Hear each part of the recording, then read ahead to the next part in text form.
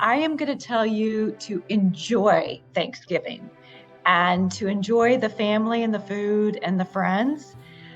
What really counts is what you do the day before, the week before Thanksgiving, the day after, and the week after Thanksgiving. So Thanksgiving should not be about trying to maintain healthy habits on the day. I can give you some hints of things to do. However, the mindset is actually the bigger piece. The people that overeat on Thanksgiving feel guilty, get up the next morning and skip breakfast and start on this diet mindset are terrific for overweight gaining. So that's like the best way to gain weight. So you need to get back into your healthy habits as soon as possible the next day, even assuming you overate on Thanksgiving. So yes. So on Thanksgiving, I like to encourage people to make sure they're not like famished when they hit the table, because you're not going to enjoy a little hunger. Then you enjoy. Your taste buds are most sensitive and you're going to enjoy it. But if you're too hungry, you're going to eat quickly and just plow through.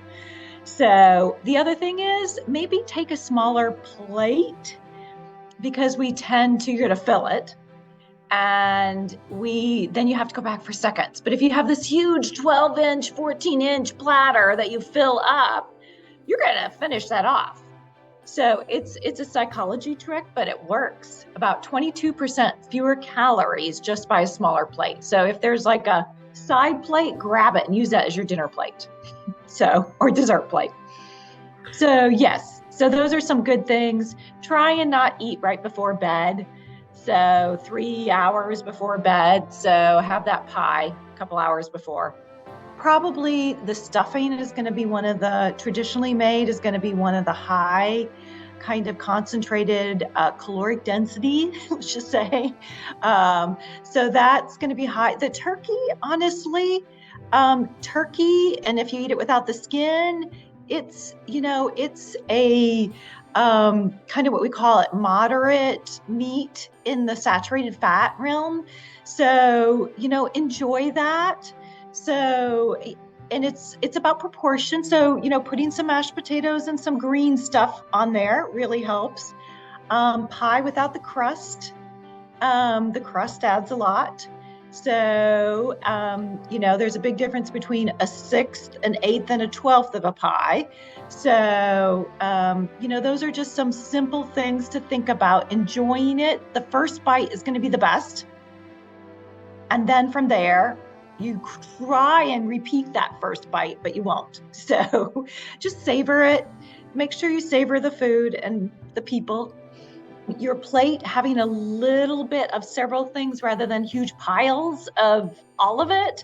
So anything green is usually a good bet to go with. Any of your less processed foods. So, and mashed potatoes, you can add skim milk and,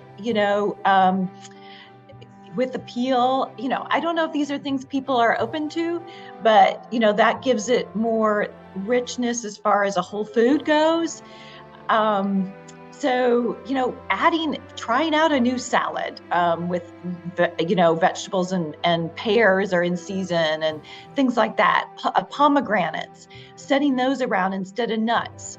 So it's a mindset. It's mostly mindset.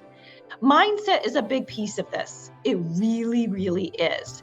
People not feeling guilty, whatever happens.